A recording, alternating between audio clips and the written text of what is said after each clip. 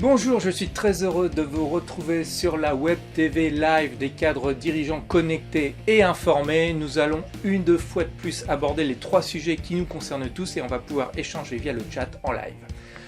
Cette semaine, cette fois-ci, nous allons aborder, premièrement pour ce qui concerne la sécurisation de sa rémunération, nous allons aborder les 10 points d'attention à avoir et à vérifier sur sa prévoyance, un sujet dont on entend souvent parler mais il est très difficile de faire le tri. Donc nous allons aborder les 10 points d'attention à vérifier immédiatement avec ou sans conseiller, et vous allez vous rendre compte effectivement qu'il est possible de ne pas payer 2 fois pour la même chose et de garder ce que vous payez en trop pour vous-même, et que vos projets immobiliers font partie de cette analyse et font partie du projet d'analyse de votre prévoyance et des 10 points d'attention sur lesquels on va passer. Ensuite, nous allons aborder les nouveautés sur la transformation digitale. Pourquoi cette transformation digitale? C'est à quoi faut-il penser avant de se lancer? Qu'est-ce qu'il faut faire? Qu'est-ce qui a été fait par ailleurs? Comment se sont organisés nos petits copains, notre entourage et nos amis? On va aborder ça sous 3 angles. Le premier, ce sont les chiffres clés que j'ai pu noter sur la période passée, sur la pénétration de cette transformation digitale, autant s'en inspirer. Ensuite, les bonnes pratiques qui ont été notées, qui ont été soulignées, peut-être par vous. En tout cas, je me suis inspiré de ce qui s'est passé sur Twitter et des échanges que j'ai eu et des interactions que j'ai eues avec les acteurs de la transformation digitale sur Twitter. Et enfin, on va regarder les impacts sur le management, sur notre propre organisation, et également certains freins, certaines peurs qui persistent, qui existent quand il y existe un changement. Et enfin, le troisième sujet, pour prendre un peu de hauteur, je vais vous présenter une femme et un livre, toujours pour continuer à s'inspirer, une femme qui est remplie d'énergie, qui a un parcours de carrière vraiment atypique, intéressante, qui fait toujours bon de s'inspirer. Et également, elle a écrit un livre qui sont des témoignages de personnes qui sont des entrepreneurs dans l'âme, qui se sont découverts sur le tard et qui se sont lancés. Donc on va découvrir les problématiques, les obstacles qu'ils ont rencontrés, et cet ouvrage est vraiment très très très intéressant. Puis à la fin, je ferai une suggestion à ceux qui sont encore là, pour pouvoir vous permettre éventuellement d'intervenir dans cette émission, éventuellement de nous faire partager votre propre expérience pour pouvoir la diffuser au plus grand nombre. Sur ce, je vous dis à tout de suite, on y va pour le premier chapitre, sécuriser sa rémunération avec les 10 points d'attention à avoir sur sa prévoyance. À tout de suite. Avant de commencer, et si vous ne l'avez pas déjà fait, je vous invite à faire un check du son et de l'image dans le chat. Si vous l'avez déjà fait, si vous êtes déjà connecté au chat, vous avez certainement déjà reçu mon petit cadeau d'accueil. De plus, si vous appréciez le format, si vous appréciez la manière dont j'apprécie ces sujets-là, je vous invite à en faire profiter les gens de votre entourage auxquels vous pourriez penser, en relayant le lien qui apparaît dans le chat immédiatement de la vidéo. Vous pouvez le partager encore aux personnes de votre entourage maintenant pour qu'ils puissent venir se connecter, nous rejoindre, et sinon ils participeront et recevront l'ensemble des replays des émissions passées et des invitations pour les prochaines émissions. Allez, je vous propose d'y aller. Maintenir sa rémunération à tout prix quand on est actif, qu'est-ce que ça veut dire? Ça veut dire, en l'occurrence, imaginons que hier on a eu un accident qui fasse qu'on ne puisse plus travailler 8 jours, 8 mois ou 8 ans. Est-ce qu'on veut faire supporter notre chute de revenus, parce que forcément on ne pourra plus travailler pendant ces périodes-là? Est-ce qu'on veut faire supporter sa chute de revenus à son entourage ou pas? Est-ce qu'on est prêt à vivre avec une chute de revenus aussi importante? Également, si on a des associés, est-ce que nos associés sont prêts à être confrontés à cette éventualité de ne plus pouvoir avoir l'associé de leur rêve, leur business partner, l'homme qui a construit avec eux conjointement le business? Donc comment faire pour que son entreprise garde sa valeur et maintienne son train de vie? Comment faire pour que la famille ne supporte pas l'éventualité d'une chute de revenus et que le train de vie soit maintenu? Et c'est in fine, sécuriser sa rémunération, c'est in fine être indépendant financièrement, quoi qu'il nous arrive, être indépendant financièrement pour continuer à vivre. et ne pas faire supporter à son entourage, dans le pire des cas, ne pas faire supporter des droits de succession qui pourraient être importants quand on a un patrimoine important. C'est ça, sécuriser sa rémunération, et ça demande une analyse, une certaine analyse et une certaine hauteur de vue.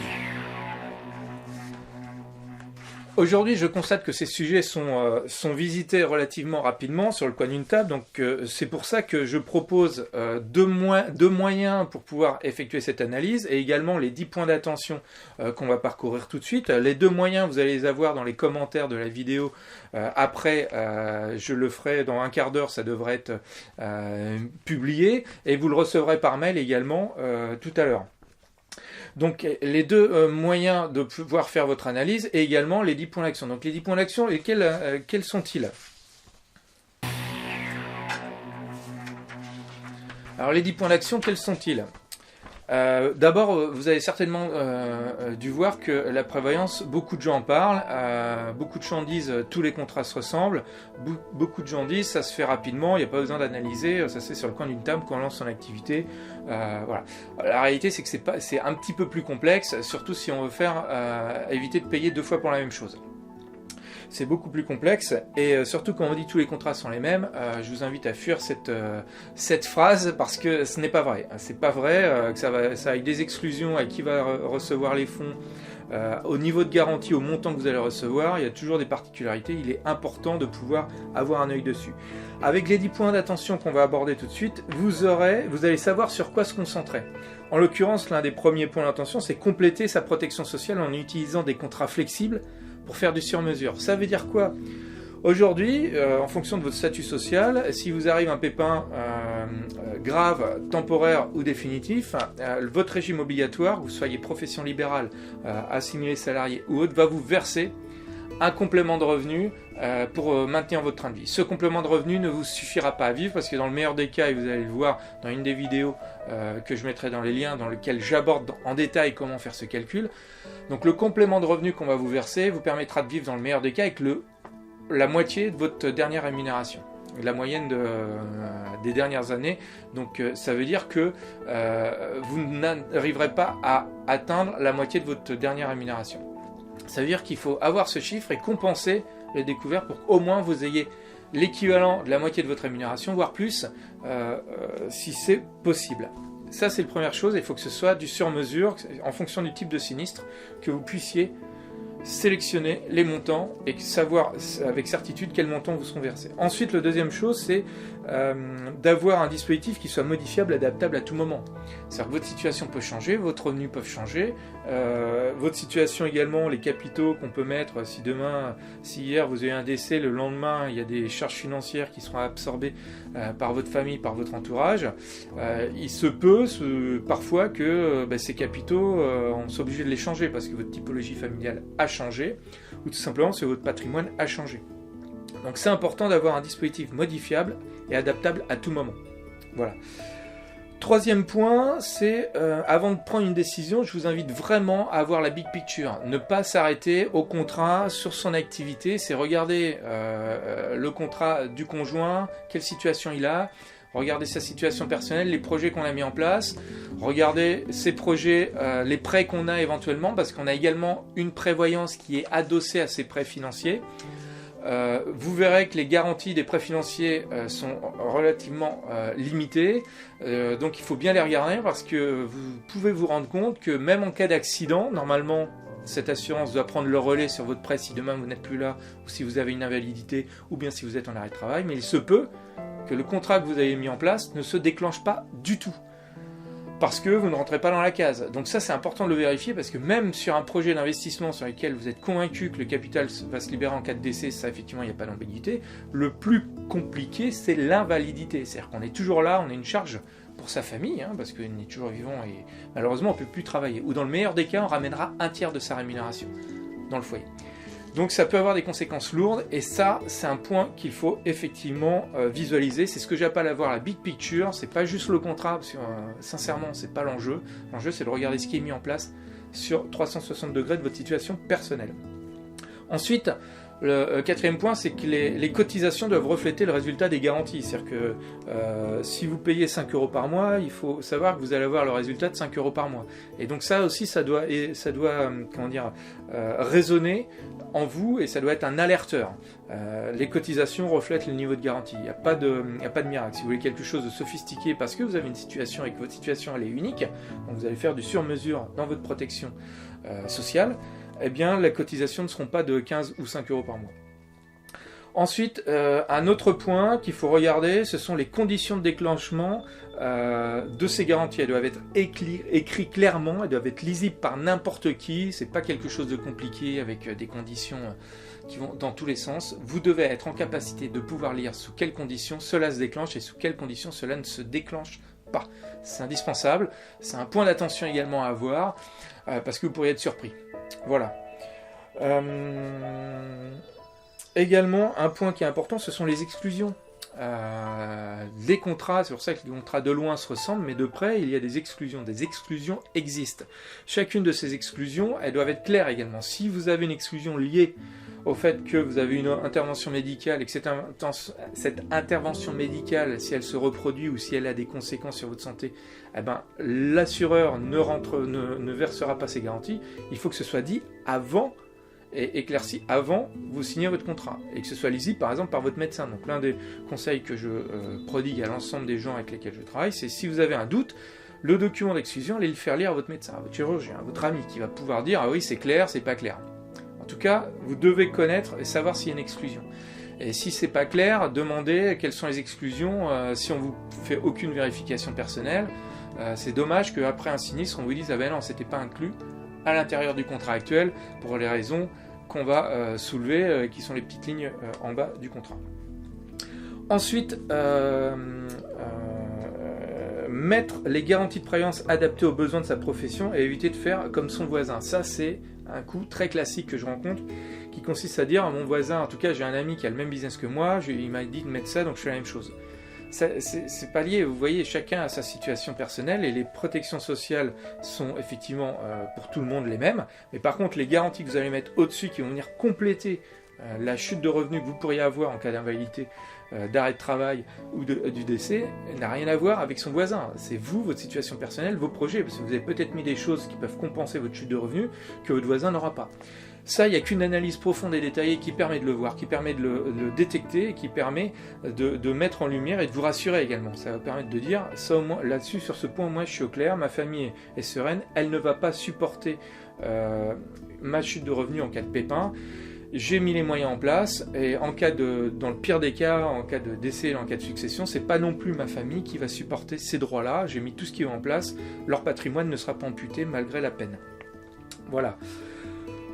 Enfin, il y a un autre point qui est important, c'est d'effectuer chaque année un point sur ce qui est en place, sur ce qui a été mis en place. Faire un tour d'horizon sur ce qu'on a mis en place. Il se peut qu'il y ait des choses qui aient changé, il se peut qu'il y ait des garanties qui aient été modifiées, qui soient plus accessibles parce que ces contrats-là sont amenés à évoluer.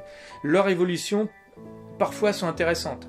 Je fais allusion à un capital d'essai qui était avant uniquement versé en capital et surtout qui n'était pas intégré dans le compte de l'indépendant parce que comme c'est un capital, ça ne rentre pas en Madelin.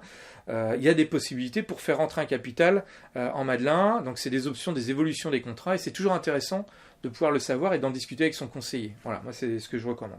Et également, ça c'est un peu plus, c'est un dernier conseil sur les gens qui ont des business économiques un peu disruptifs, parce que ils font une activité dans laquelle ils engagent la vie des gens, par exemple les coursiers, s'ils ont une prévoyance collective pour l'ensemble de leurs équipes. Eh ben, si vous êtes dans un modèle économique disruptif, votre business est disruptif, il faut savoir que vous n'allez pas pouvoir utiliser des produits sur étagère. Des produits sur étagère, donc vous allez devoir utiliser des dispositifs de prévoyance sur mesure dans lesquels votre interlocuteur va bien comprendre le business model dans lequel vous êtes. Vous protégez des salariés qui sont en fait pas des salariés directs mais des prestataires, mais vous voulez quand même les protéger en termes de prévoyance. S'il y a des contraintes qu'il faut respecter, et là il faut vraiment s'adresser auprès d'un professionnel parce qu'il y a des choses qui existent. Et ce que je veux juste vous dire pour ne pas rentrer dans les détails, c'est si vous avez un modèle économique disruptif c'est de plus en plus fréquent, dans lesquels vous vous entourez de personnes qui travaillent pour vous, mais pas vraiment pour vous, mais que vous voulez couvrir, eh bien, il faut s'entourer des professionnels et que vous puissiez aller voir des compagnies qui pourront répondre à cette problématique. Voilà, donc vous voyez, je viens de lister les 10 points, ils ne sont pas compliqués en soi, ça paraît même simple de loin. Quand on se rapproche du sujet, on se rend compte que c'est beaucoup plus complexe que ça, il y a beaucoup de variables. Donc c'est vraiment le moment d'en parler avec son conseiller, il y a plusieurs manières de le faire. Donc moi je vous propose dans les commentaires de la vidéo et dans le mail que je vais vous envoyer plusieurs manières de le faire. Essayez de vous en inspirer. Et essayez également dans le chat de dire ce que vous en pensez, de dire quelle est votre expérience. Sachez que le chat, la diffusion est confidentielle, c'est entre vous et moi, personne d'autre le verra, et donc on peut vraiment partager, avoir des vrais échanges. Allez, je vous laisse 30 secondes pour pouvoir éventuellement poser vos questions sur ces thématiques-là, avant de passer au prochain sujet. Allez, à tout de suite.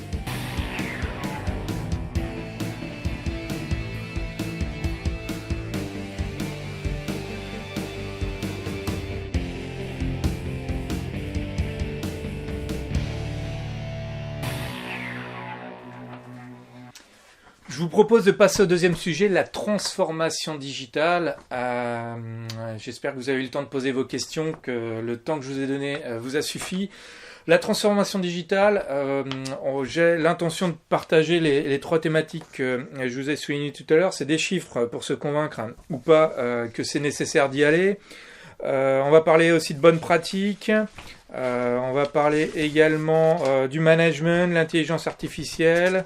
Et des peurs, de certaines peurs que j'ai pu avoir rencontrées lors des échanges que j'ai sur les réseaux sociaux avec des experts de la transformation digitale. Là encore, on ne va pas du tout parler d'outils. Des outils, il y en a à foison. On va surtout se mettre dans la posture de à quoi faut-il penser, quelles sont des conséquences cachées de cette possible transformation, qu'est-ce que disent les gens sur cette transformation et comment ils la vivent. Et on se rend compte qu'il y a du pour et du contre. Et c'est très intéressant d'échanger. Et j'espère que vous pourrez échanger dans le chat et me donner votre avis également. En l'occurrence, des chiffres pour se convaincre ou pas de la transformation digitale. Vous retrouverez sur Twitter, sur mon compte, l'ensemble de ces posts, si vous voulez y accéder directement. En l'occurrence, il y a un post que j'ai relayé avec une personne avec qui j'échange beaucoup, qui s'appelle Jean-Luc Gambet. 56% des personnes sondées sont disposées à faire appel à un assureur pour une durée limitée ou ponctuelle. Cette offre se nomme l'assurance à la demande. Ce pourcentage monte même à 73% auprès des 25-34 ans, selon le cabinet Mazars et OpinionWay. Voilà, j'aurais aimé savoir, vous, si on vous proposait une assurance à la demande, comme un Netflix, la vidéo à la demande, est-ce que vous seriez prêt à rentrer dans la danse? Vous êtes peintre, vous avez besoin d'une assurance pour transporter votre tableau, toc, voilà, vous cliquez, vous en avez besoin pendant 2 mois. La même chose avec votre bateau, la même chose avec votre voiture, bref. Est-ce que vous rentreriez dans le jeu si on vous proposait quelque chose de cette nature? Allez, je vous laisse même pas 30 secondes, 10 secondes pour essayer de chatter et dites-moi ce que vous en pensez.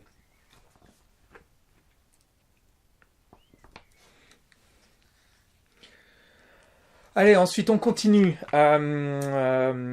Un autre moment, toujours dans les chiffres pour se convaincre, 75% des employés au service de la relation client déplorent l'incohérence des technologies de communication mises à leur disposition. Ça, c'est l'assurance mutuelle by Efficience qui a un tweetos, qui souligne qu'en fait, voilà, en gros, il va y avoir un long travail qui est nécessaire pour aligner à la fois les outils, le service donné aux clients et l'attente des clients sur ces services. On se rend compte qu'il y a un alignement à voir et c'est un gros travail à faire. Et quand on sait que 75% des employés qui sont dans ce domaine se disent « Ah, j'ai pas les bons outils », ça fait réfléchir et forcément on ne peut pas ignorer cette information qui est un enjeu majeur. Ensuite, j'ai vu une enquête qui s'appelle The Solution, qui sort de The Solution, c'est la transformation digitale. Qui a monitoré un peu ce que pensent les PME et les TPE sur leur prise de conscience de l'importance d'être sur les réseaux sociaux et d'agir, et des commentaires, et on voit que les consommateurs, eux, sont conscients de l'importance de leur avis, et qu'ils adorent s'exprimer, alors qu'une minorité des professionnels sont conscients de l'importance de leur présence sur Internet. Donc il y a encore du chemin à faire. On se rend compte qu'il y a un décalage entre les clients, on va dire, et les acteurs de l'industrie. Donc si vous avez un pas d'avance dans ce domaine-là, c'est plutôt pas mal. Ensuite, pour ce qui est des bonnes pratiques, ce que je vous invite à faire, c'est regarder un post de Philippe Bancourt, qui est un confrère, hein, il travaille dans une autre compagnie, avec un autre acteur de la finance. Et en fait, on s'est rencontrés sur un salon et j'ai trouvé intéressant les échanges qu'on a eus sur la manière dont lui, il visualise dans un univers qui est un peu connexe au mien, comment il visualise sa présence sur les réseaux sociaux. Et quand on s'est rencontrés, il a décidé de faire une vidéo. Donc il a posé son micro, son téléphone, et il a fait une vidéo qu'il a beaucoup appréciée. Donc il y a eu plus de 230 vues c'était fin février, donc ça a dû encore augmenter, dans laquelle j'explique moi ma posture sur les réseaux sociaux, qu'est-ce que j'entends par la transformation digitale, et c'était vraiment, il a trouvé ça intéressant. Donc le fait que ça ait vibré, je vous invite à aller le regarder. Vous verrez Philippe Bancourt dans mon historique de tweets, et vous allez le retrouver sans souci. Ensuite, j'ai mis en place Sandrine Delage qui parle d'économie positive. J'ai trouvé que c'était rafraîchissant, à consommer sans modération. Elle parle de l'intrapreneuriat, des solutions pour l'entreprise et l'engagement, en gros pour fédérer les acteurs de l'entreprise, ses équipes, et puis également pour comment convaincre son boss d'aller dans la direction de l'économie positive et des choses qui font qu'on va tous s'engager pour le bien-être de notre boîte. Je trouve que c'est pas mal, et elle a une posture que j'ai beaucoup appréciée. Voilà, un autre post, allez on y va, Charlotte Mouret, on parle de l'intelligence artificielle qui fait que nos voitures vont se garer toutes seules. Elle parle de l'aéroport de Lyon, elle poste quelque chose qui dit voilà, l'aéroport de Lyon teste les robots qui garent votre voiture. Personnellement, j'aurais du mal à laisser ma voiture à un robot, mais vous voyez comme quoi les choses changent. J'ai dit qui va le tester, et on m'a répondu, il y a eu plusieurs tweets, donc allez voir qui a testé ça, mais sachez que maintenant ça arrive, l'intelligence artificielle dans les aéroports qui vont garer votre voiture. J'espère que vous n'avez pas peur pour votre voiture, voilà. Ensuite, voilà, et d'ailleurs, qui m'a répondu, c'est les aéroports de Paris qui m'ont dit voilà, on l'a testé en 2017, c'est vraiment top. Ils ont mis tout un tas de repères et de références, donc vous voyez, dans un domaine qui est très loin de ce à quoi on aurait pu penser. Ensuite, j'ai trouvé un post d'une personne sur les 9 chantiers majeurs de la transformation numérique. J'ai vraiment trouvé bien, je vous invite à le regarder, je vais le faire s'afficher. C'est les 4 chantiers pour mettre le client au centre, 3 pour mettre les équipes au centre, et 2 autres chantiers pour mettre le support au centre. Quoi demander de mieux? Et vous voyez un super graphe qui résume tout. Je trouve qu'il est, il est vraiment très très simple à comprendre, et il pose vraiment l'ensemble des enjeux auxquels on doit faire attention quand on va dans la direction de se transformer à un moment donné ou à un autre. Le cycle complet de la transformation s'appelle ce slide, et je vous invite vraiment à le regarder parce que j'ai trouvé ça vraiment très intéressant. Maintenant, j'ai envie de vous parler du management. Le management et ses impacts et ses conséquences, parce que forcément, ça a des conséquences. Le management a des conséquences sur la transformation digitale, et l'inverse, la transformation digitale a des conséquences sur le management. Développer l'engagement individuel et collectif en mettant à disposition des collaborateurs tous les outils modernes d'orientation à la carte, favoriser l'accès. Un travail dans la durée. Là, on parle de la formation. Le défi numérique est confronté, les RH sont confrontés au défi du numérique, et pour cela, il est indispensable de mettre des outils pour que chacun puisse se former à son rythme. Et ça fait partie d'un des axes de réflexion quand on encadre une équipe, quand on recrute, il faut y penser, parce qu'on n'est pas tous, nous ne sommes pas égaux face à la transformation digitale. Donc j'ai trouvé cette intervention de Féodéria FR, c'est un tweetos également, très pertinent. Ensuite, également, il y a un tweet sur quels sont les impacts de l'IA sur le management. C'est une étude de HBR France qui explique tout ça, donc c'est pas mal fait. Et, est-ce que l'IA va permettre de manager, de créer de l'engagement, de motiver les troupes? Voilà, c'est intéressant de se dire que peut-être que si on va vers l'IA, on peut utiliser cet outil pour se motiver. Et ils expliquent quelques pistes, et je vous invite à regarder ce tweet. Ensuite, Normand Olivier parle de voilà, transformation numérique. Sommes-nous tous concernés? J'ai trouvé ça intéressant, parce que je me dis, bah oui, moi la réponse, j'ai dit ça naturellement.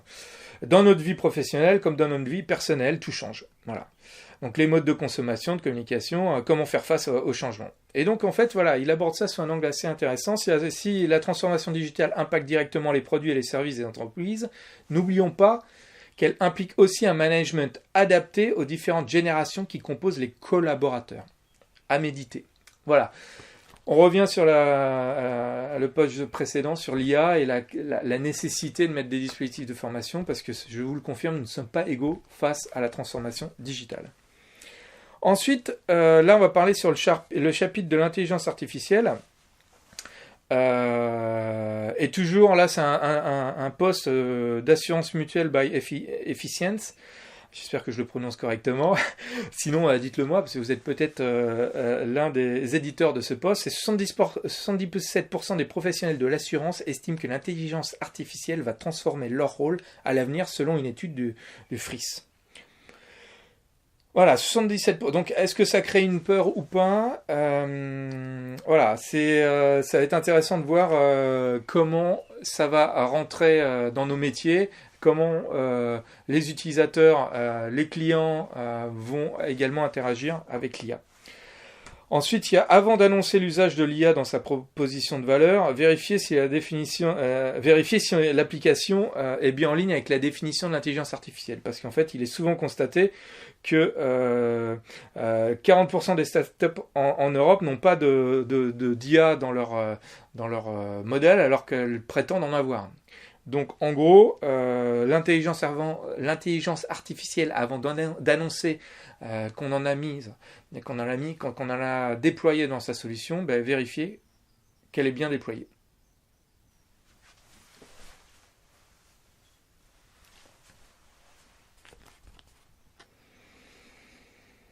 Voilà, donc avant d'annoncer qu'on a mis de l'intelligence artificielle, bien vérifier qu'elle est vraiment là. Ensuite, l'intelligence émotionnelle au service de l'intelligence artificielle ou l'inverse. C'était un post de Delphine Fovio ce matin dans Bonjour PPC. Ça cause intelligence émotionnelle et transformation numérique. Vous nous rejoignez, donc j'ai trouvé ça sympa. En fait, j'ai également trouvé sympa le format qu'utilise la personne là pour dialoguer avec plusieurs acteurs sur ce sujet-là. Et donc, en gros, c'est l'intelligence artificielle, l'intelligence émotionnelle. Est-ce qu'il y a un lien? Ou l'inverse?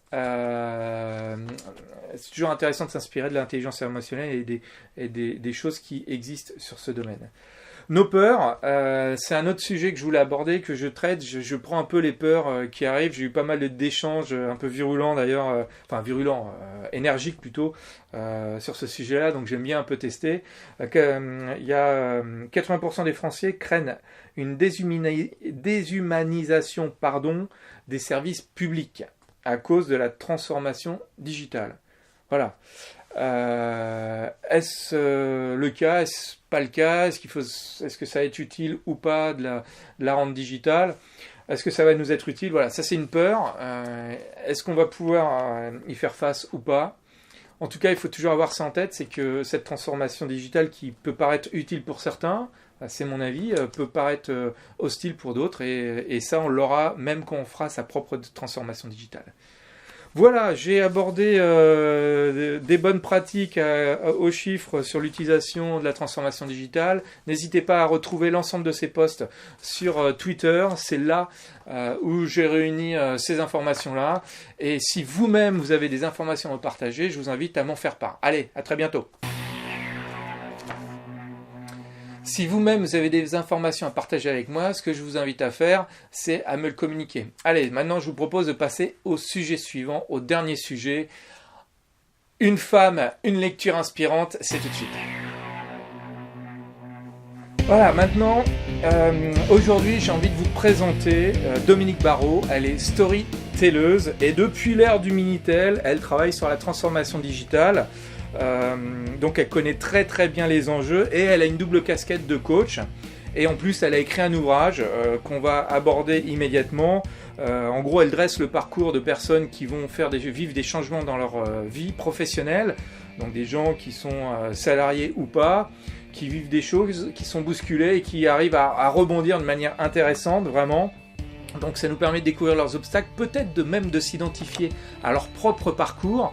C'est pour ça que je trouve que c'est intéressant, parce que que l'on encadre des équipes, qu'on soit patron ou qu'on soit en phase de recherche de nouveaux projets, cet ouvrage va s'adresser à ces trois types de personnes, parce qu'on va retrouver des choses inspirantes et des choses qui peuvent nous aider à avancer. Voilà, donc je peux vous dire que j'ai dû couper l'interview qui a duré à peu près 10 minutes parce que j'ai dû me déplacer dans son cabinet, je me suis déplacé dans son cabinet pour pouvoir la rencontrer. Et Dominique est vraiment remplie d'énergie, je l'ai interviewée, j'ai dû couper l'interview, j'espère qu'elle souhaitera revenir, retémoigner, parce que j'adore son énergie, j'adore sa posture, j'adore comment elle avance sur ces sujets-là. Je suis convaincu que ça doit vous plaire. En tout cas, dites-le moi, prenez le temps dans le chat de poser des questions, mais ce que je vous propose de faire immédiatement, c'est de nous déplacer et d'aller la rencontrer dans son cabinet. Allez, on y va.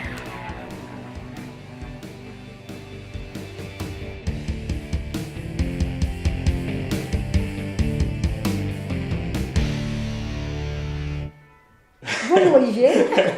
Bonjour Dominique. Je suis vraiment content que tu nous accueilles ici, parce qu'on est vraiment dans un cadre sympa. Est-ce que tu peux nous en dire quelques mots dessus, de là où on est? Oui, alors on est dans un espace en fait chez un de mes clients, dont le métier, il y a plusieurs métiers, mais en tout cas de recevoir des personnes qui ont besoin d'être accompagnées en coaching, en thérapie corporelle, corps, esprit. Donc voilà. un endroit zen. Un endroit zen, tout à fait, où les gens peuvent parler, s'exprimer, être écoutés. Ça, on va voir, c'est très important, être écouté. Ben justement, bonne transition. Est-ce que tu peux nous dire en quelques mots, nous parler de toi? Parce que j'ai fait une introduction un peu courte, mais dis-moi. Oui, quelques mots, oui, parce que je pourrais en parler très longtemps. Donc, normal, la passion. Aujourd'hui, en tout cas, ce qui m'anime, c'est de faire émerger de belles histoires. Donc, j'accompagne des hommes, des femmes, des entreprises à raconter leur plus belle histoire. Alors, c'est quoi, tu vas me dire, c'est quoi concrètement? Une entreprise, elle va pouvoir vouloir parler de ses offres, mais aussi parler de son entreprise, organiser un événement, mais le faire un petit peu différemment, parce qu'un événement, c'est aussi raconter une belle histoire. Et puis, c'est aussi faire de l'accompagnement d'équipe ou de l'accompagnement d'une personne qui est en transition, qui se pose plein de questions. Voilà. Donc, je suis à la fois coach, j'ai plusieurs casquettes. Ah, d'accord. Donc, effectivement, je suis coach, mais je suis surtout, et c'est comme ça que je me présente, je suis storyteller. Voilà. J'aime raconter de belles histoires. Eh ben, c'est la raison pour laquelle en fait, j'ai été amené à te rencontrer, parce que tu te souviens bien qu'on a été mis en relation au travers d'une relation commune, oui. Qui m'a dit faut tout de suite aller voir Dominique, c'est une storytelleuse super réputée qui marche super bien, et puis on a passé un bon moment ensemble, et j'invite tout le monde à faire la même chose, à découvrir Dominique. En l'occurrence, je sais que tu as eu aussi un parcours, c'est aussi un parcours fascinant, hein. Je sais que tu n'oses pas le dire, mais tu as été dans un grand groupe, tu as été Comex, tu as vécu quelque chose qui t'a inspiré à l'époque, tu as décidé de changer, et tu as fait le grand saut. Et c'est vraiment passionnant, parce que beaucoup en rêvent et peu le font. Et donc, est-ce que tu peux nous dire quelques mots sur le sujet? Oui, alors effectivement, je suis une femme de marketing et de communication pendant 30 ans dans différentes entreprises. Je ne sais pas si je peux les citer. Comme tu veux, c'est voilà. De toute façon, j'ai fait les deux. Hein. Donc, j'ai travaillé chez AGF, qui est maintenant Allianz, et après chez AXA, côté AXA Assistance. Et puis, donc évidemment, des grandes boîtes, bien structurées, beaucoup d'heures de réunion, des gens sympas, des beaux projets, mais à un moment donné, effectivement, j'en ai eu un peu assez. Comme beaucoup de personnes, je pense, qui ont atteint un certain âge, jeune âge. Pourquoi ? Parce que je suis une créative et que j'avais envie de travailler avec, je n'avais pas envie de passer plus de 20 heures par semaine en réunion ou à faire des slides. J'avais envie de créer quelque chose. Voilà. Et donc, effectivement, j'ai fait le grand saut, comme tu le dis. Je suis devenue entrepreneur, mais par contre, pas de salariés. Hein. J'avais des équipes adorables, d'ailleurs. Et voilà, j'avais envie de toujours travailler avec beaucoup de gens, mais j'avais surtout envie de slasher. Voilà. Donc je suis une slasheuse. Alors c'est très bien, parce que c'est ça qui nous passionne. Tu sais qu'aujourd'hui on parle de la transformation digitale. Tu as écrit un livre, Les 7 énergies pour dépasser ses peurs, dans lequel tu parles de beaucoup de profils, et on parle dans la transformation digitale on ne se reverse pas d'argent, hein, c'est complètement libre. Qu'est-ce que tu pourrais nous dire, nous, dans la transformation digitale, des choses auxquelles il faut vraiment faire attention? On parlait tout à l'heure des variables de temps, des variables de gestion de l'être humain au centre de ces transformations. Qu'est-ce que tu pourrais nous dire en quelques mots sur ce sujet-là? Je vais faire un tout petit joke pour juste te rappeler, ça vous donner à peu près mon âge. C'est que moi j'ai démarré le digital par Minitel. J'ai fait 50 conférences sur comment passer du business model Minitel à Internet. Donc quand même. Voilà. Et en fait, c'était plus ou moins les mêmes questions. En fait, aujourd'hui, j'ai l'impression qu'on est toujours plus ou moins sur les mêmes sujets. Donc aujourd'hui, effectivement, tous mes clients parlent de stratégie de transformation, stratégie de digitalisation. C'est pas si évident que ça dans les entreprises. C'est pas évident que ça en termes de process, mais surtout humain. Hein, c'est un peu la question que tu me posais. Exactement. C'est ce que ça implique finalement au sein des entreprises. Parce que regarde bien, avec l'expérience que tu as et que beaucoup d'auditeurs également ont, c'est qu'il y a des codes dans les entreprises, il y a des clans, il y a des choses à respecter qui font que il y a des barrières, il y a des silos aussi. Il y a plein de noms comme ça. Alors, voilà. Alors moi, effectivement, toi tu parles de silos, de cases, etc. Moi, dans mon livre, je parle de masques, je parle de costumes que l'on porte et même d'armure. C'est quelque chose finalement dans lequel qu'on revêt dans une entreprise pour adopter les codes. Pourquoi? Parce qu'on a envie d'évoluer dans l'entreprise, parce qu'on n'a pas envie d'être rejeté, parce qu'on a envie de reconnaissance, on a envie d'être aimé. Aussi tout simplement, basiquement. Et justement, le digital, en ce moment, il y a quand même des clans. Il y a le clan qui est complètement à l'aise avec le digital. Souvent, on parle des nouvelles générations. Mais attention, il y a beaucoup de gens, femmes et hommes d'ailleurs, dans les 50 ans, qui sont très très bons en digital, faut pas croire. Mais en tout cas, il y a tous ceux qui sont paumés, qui sont sur le bord de la route. Voilà. Et ça fait un clivage en plus. Donc aujourd'hui, c'est une vraie question, ça fait peur. Ça pose beaucoup de questions parce qu'on se demande ce que le digital va faire. On dit que quand même il y a énormément de postes qui vont être supprimés. Du coup, beaucoup de peur quand même. Voilà. Ça fait peur. Et puis, on ne sait pas trop comment. On sait qu'aujourd'hui, pour être compétitif, pour rester sur le marché, on doit se digitaliser.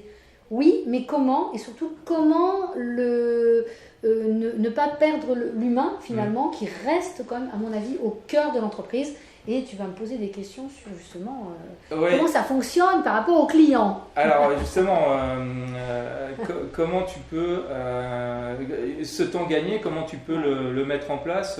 Parce qu'il y a des peurs, il y a certainement des postes qui vont changer, être modifiés, qui vont disparaître, mais ça peut faire gagner du temps pour faire des mutations professionnelles. Alors, le temps gagné, je vais déjà parler de quelque chose. Pour le moment, moi, j'ai rien vu en temps gagné. Enfin, pendant mes 20 ans de boîte, j'ai rien vu. Si on parle du mail, par exemple. Le mail, c'est du digital, on est d'accord. Un peu. Oui, c'est sûr. Sauf qu'aujourd'hui, quand vous recevez 150 mails par jour, vous n'y arrivez pas. Du coup, c'est juste infernal. Et cette hyper ça génère du stress d'ailleurs. Ça génère énormément de stress. Cette hyper connectivité, moi je ne suis pas certaine qu'aujourd'hui, on arrive complètement à la maîtriser. Et que le digital puisse être au service de l'humain et au service du coût de l'entreprise et au service de la performance. Pour moi, il y a des grands défis. Je suis très positive comme fille, donc je suis certaine qu'on va y arriver. Mais il y a du boulot. Il y a du travail. J'en suis certain. En tout cas, ce que je te propose, c'est de stopper notre interview. On en fera d'autres. Je te remercie beaucoup de nous accueillir dans ce lieu savoureux et somptueux, très agréable. On reviendra. J'invite tout le monde à lire ce livre, Les 7 énergies pour dépasser ses peurs, parce qu'on voit très bien les différents profils, 14 profils différents qui racontent leur propre histoire. Et c'est toujours inspirant si vous avez envie de bouger. Si vous êtes au début de votre réflexion, c'est peut-être le moment de le faire. Et puis si vous êtes dirigeant, ça donne aussi une vision de ce que les salariés vivent, ou peuvent vivre, ou pourraient vivre, avec des signaux que vous pourriez peut-être reconnaître en lisant cet ouvrage. Donc sur ce, merci Dominique. Merci Olivier. Et je vous dis à très bientôt. Ciao.